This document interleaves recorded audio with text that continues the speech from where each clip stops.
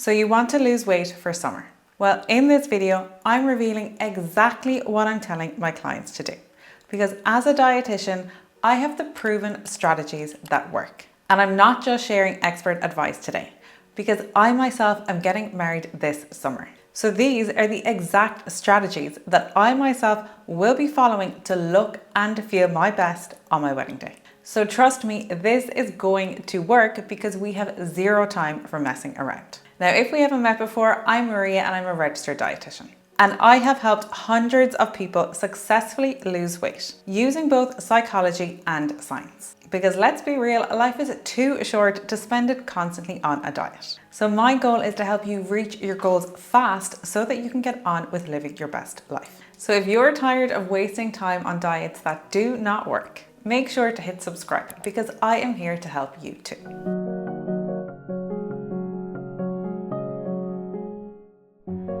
Now, we're not going to lose huge amounts of weight safely by summer, but we do still have significant time to make a real impact. And starting now means that you can take a more steady approach whilst still seeing results. You don't want to panic and do something extreme like a 5-day juice cleanse 5 days before you get on a flight to go on your summer holidays. My wedding is in July, so I'm committing to these next 8 to 12 weeks of focused effort. And that way, when my wedding day comes, I can relax and enjoy it stress-free. So if you have a big important date in mind, doing the work now can make all of the difference, both physically and mentally. And research consistently shows that sustainable weight loss happens at about the 1 to 2 pounds per week mark. You don't really want to be going any more extreme than that. Because what will happen then is that you will lose the weight fast, but you will gain it back with possibly a few extra pounds on top of that. So we want to set realistic goals and build sustainable habits that we can implement now, but also sustain long into summer. And that is exactly what the basics I'm going to cover today will help deliver. Now let's talk about what actually separates those who reach their goals from those who don't.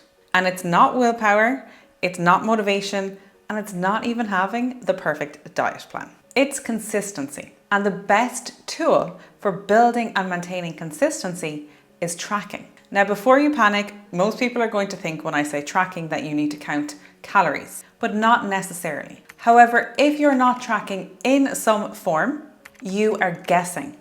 And guesswork rarely ever leads to results. So there are 3 simple tracking methods that I often use with my clients. The first one is weekly weights. This is enough to see trends without needing to get caught up in day-to-day fluctuations. The next one is progress photos every 2 to 4 weeks, because the scales does not tell the whole story. And the last one is a simple food journal, focusing on things like protein, veggies, and the pattern of eating. Because what happens is that most people think that they're eating pretty healthy until they then start to track and they realize that those handfuls of snacks or that extra glug of olive oil in their salad, all of these things are starting to add up. And tracking does not need to mean restriction. Tracking can simply be a method to bring awareness. So let's break down a few ways to track depending on what's going to work for you. And the first one is probably the most common known method, which is calorie counting or macro tracking. Now, this isn't for everyone, particularly if you have had a history of a disordered relationship with food in the past. But it's a method that can work well if you are new to dieting or if you have hit a weight loss plateau. And it doesn't mean that you need to count all of your calories every single day. For some people, even just doing this once a week helps bring back that awareness into their daily habits. Even for myself, I don't do this regularly, but I have a pretty bad habit of eating peanut butter out of the jar. So just last week, I wanted to bring a little bit more awareness to my habit because I always say, oh, I'm only having a little bit, but really I wonder how much this little bit is. So I weighed my jar of peanut butter, went, sat on the couch, had my spoonfuls and weighed the peanut butter again, thinking that I'd only had a small little bit. And what did I learn? I learned that I had actually, in that one sitting, before I had even had my dinner yet, I had consumed 600 calories of peanut butter. I wasn't even full. But it was good for me to do this practice because then the next day I was like, okay, look, Maria, you can't eat the peanut butter out of the jar. But had I not done this, I would not have had the awareness of what I was doing, because it really did just feel like I was having a tiny little bit. So another method is simple food journaling. And this is where you write down what you eat and how you feel. And one of my clients was doing this recently, and what she learned was that when work deadlines were looming, she was eating and snacking a lot more. She had a lot more mindless patterns. But by doing this simple food journaling, she was able to bring awareness to this pattern and then take proactive steps to work around it. Now, another form of tracking, and one of my personal favorites, is habit-based tracking. So instead of logging every bite of food that you eat, instead you're logging daily habits. This could be, did you have protein at every meal? Did you stop when you were 80% full? Or it could be, did you get the 8,000 steps that you were trying to get that day? And this can be a sweet spot for many between awareness and obsession. I use Notion for tracking all of my habits and I love it, but you can use any other tool that works for you. And lately, what has been working really well for my clients is food journaling with accountability. So instead of just tracking on their own, they submit their food journals to me or a member of my team. And what happens is that they naturally start to make better food choices. Because when you know that you're submitting these photos or this log of food to somebody else, you pause that little bit more and think about it that little bit more. So this accountability can be a game changer for some people. And on this note, I'm really excited to share that I'm actually going to be opening up the service to a wider group of people. So if this sounds like something that could be of benefit to you, I'll leave the link down below and you'll be notified of the early bird offerings. So this will be where you'll be able to journal your food and submit it to a member of my team or myself for that little bit more accountability. And because we're a team of registered dietitians, you may not know this, but a lot of health insurance will either fully or partially reimburse our dietetic services. And tracking, just remember, it's not about being perfect. Your tracking method should always work for you. It shouldn't be something that stresses you out. You want to build that accountability, but you don't want it to become obsessive. Now let's talk about the obvious here when it comes to weight loss, and that is the calorie deficit. At the end of the day, if you're trying to lose weight, you do need to consume less energy than your body burns. Now, it's not as simple as just eat less and move more. Our bodies are so much more complex than that. But the core principle still stands. If you consistently eat more than your body needs, you won't lose weight. So what are your options here? Well, there are 3 approaches that I take with my clients. So think about them and choose the one that might best work for you. The first one is adjusting your portion sizes without making yourself feel deprived. So it doesn't mean that you need to start eating tiny, unsatisfying meals. Instead, you make small tweaks, slightly reducing your portion sizes. And this makes a very big difference, in particular with calorie-dense foods like oils and nut butters. And even just a 10 to 15% reduction can be enough to see a difference. That can create the deficit that you need without leaving you feeling restricted. And now another method of creating this deficit, which is one of my favorites, is looking at food volume and making some really smart food swaps. So instead of just cutting back, you can swap in lower calorie but high volume foods. So you're still eating a full plate of food, just with fewer calories. For example, I had a client recently who loves to have rice with his dinner.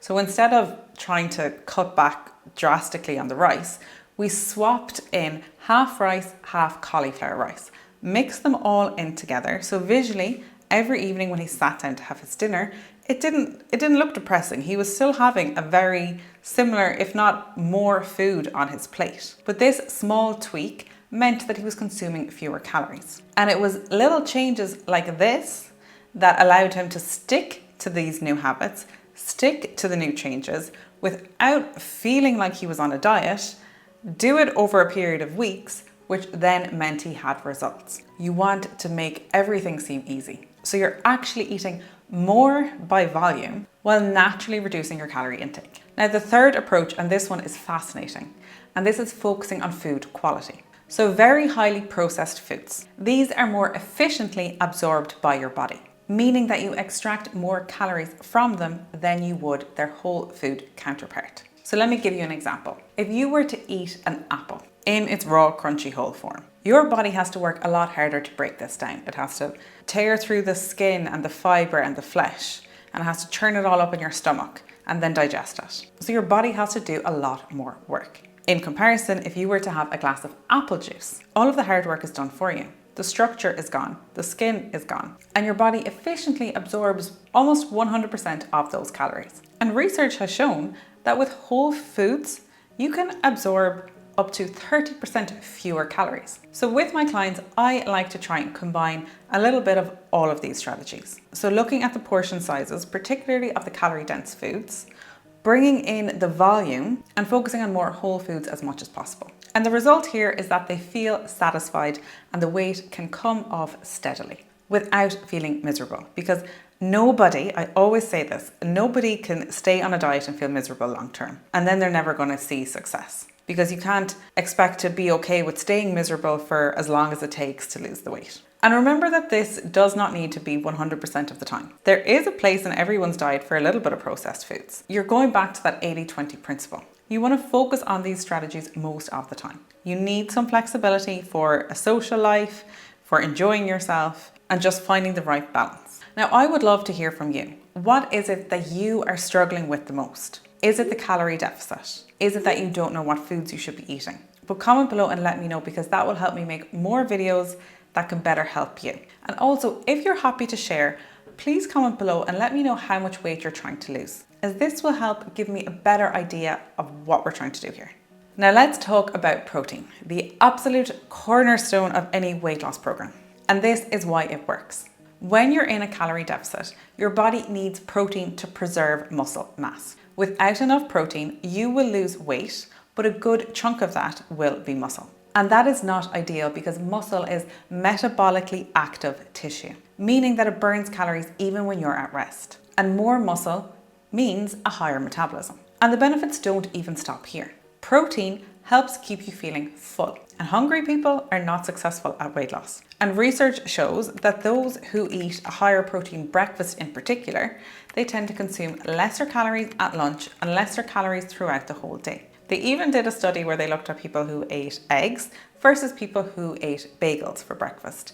And lo and behold, the ones who ate eggs for breakfast consumed fewer calories throughout the day. So there is a lot of evidence out there to support eating enough protein, and particularly a good strategy is to front load your protein intake at the start of the day. So making sure that at breakfast in particular, you have a good chunk of protein. And I think this is particularly important because I see it again and again in clinic. People coming to me, and breakfast is the one meal of the day where people don't seem to get enough protein, because typically they're having pastries or cereal or toast, and there's just not a substantial amount of protein there. And often for people who struggle with late evening snacking, so if you're finding it that when you're sitting on the couch at 8 p.m. at night, when you're watching television, that's when you have more cravings.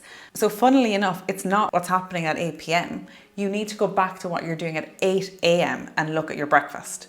And that is often the best strategy for improving your tendencies to have late night cravings. So front loading your day with protein is really beneficial. Now, how much protein should you have per meal is a question I'm always asked as well.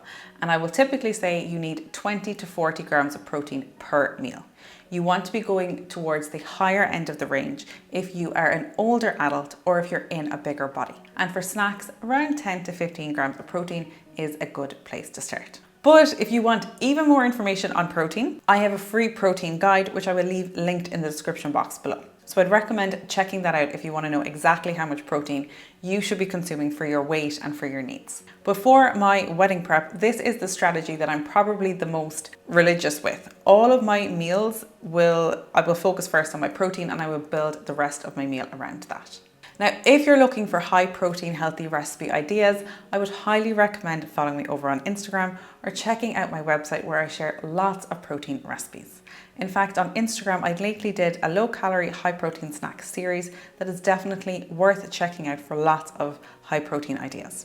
Now, you do not need to spend hours on the treadmill or doing loads of cardio to lose weight. And in fact, I often recommend against it, because research consistently shows that the calories that we burn doing our day-to-day activities of daily living, like walking to the car, bringing in the groceries, fidgeting with your hands, all of these activities burn way more calories during the day in comparison to your formal structured exercise, like going to a HIIT class or doing a spin class, for example. So you're better off focusing your effort, or you will get more bang for your buck by focusing on increasing your energy burn from these activities of daily living. And the easiest way to track this, to measure this, and to improve on this is by looking at your daily steps.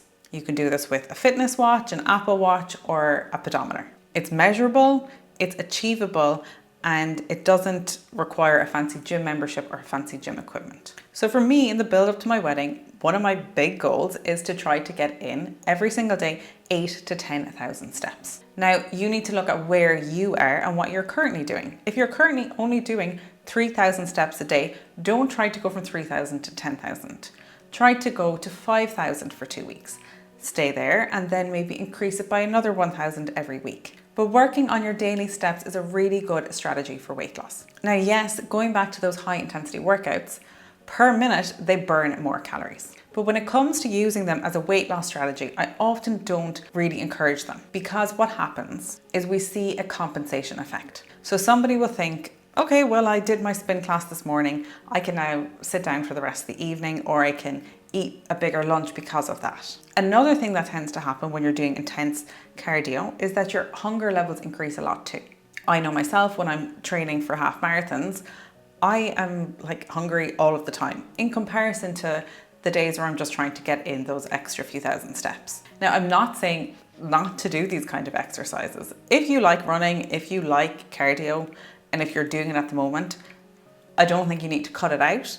But if you're trying to start something with the goal of losing weight, focusing on your steps is often an easier thing to start and can have a bigger impact for a lot of people.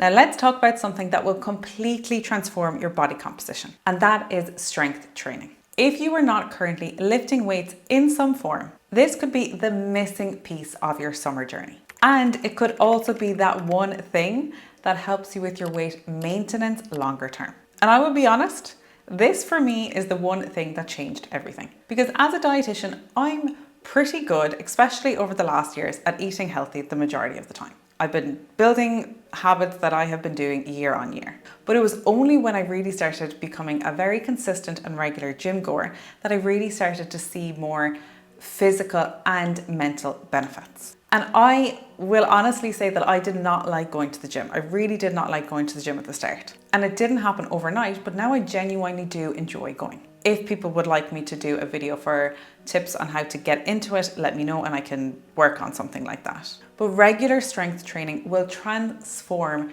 your whole healthy living, healthy lifestyle journey. Basically because it makes it easier. You can eat more, do less, and still get results.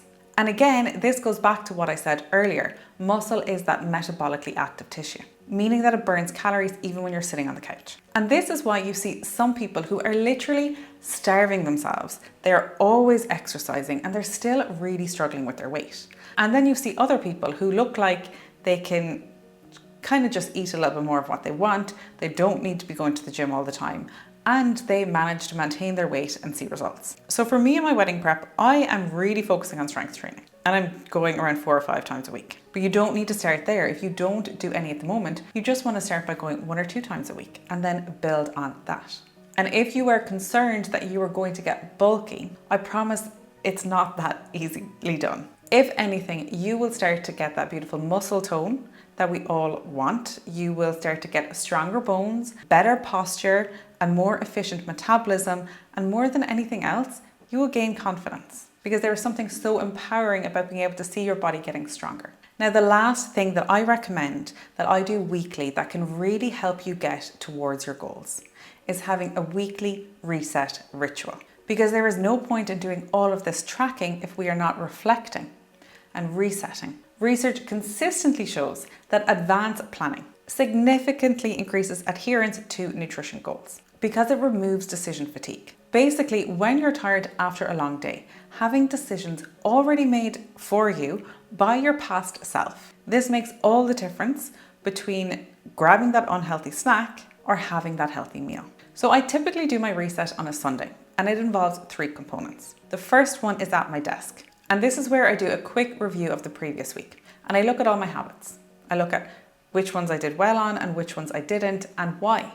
Why didn't I get in my steps that day? Or why didn't I stick to the meals that I had planned on sticking to? And then I can learn from last week's challenges and bring them into the week ahead and do better. For example, last week I definitely noticed that in the evenings I was reaching for more snacks because I was just really hungry. So this week going forward, I know that I need to make my meals a little bit bigger. But now I can take a proactive approach to this. And my second reset is in my kitchen. And this is where I will do some form of meal planning or meal prepping. Now you don't need to meal prep everything that you're going to eat for the week ahead, but you want to do some few things that would make life easier for you. For me, I will nearly always prep a grab and go breakfast. This is great for busy mornings. I will nearly always prep grab and go snacks as well, so I have healthy snack options. And I will sometimes prep meals that are completely ready, or I will prep meal components. So I'll have a tray of roasted vegetables that I can then add into like a salad or into a wrap.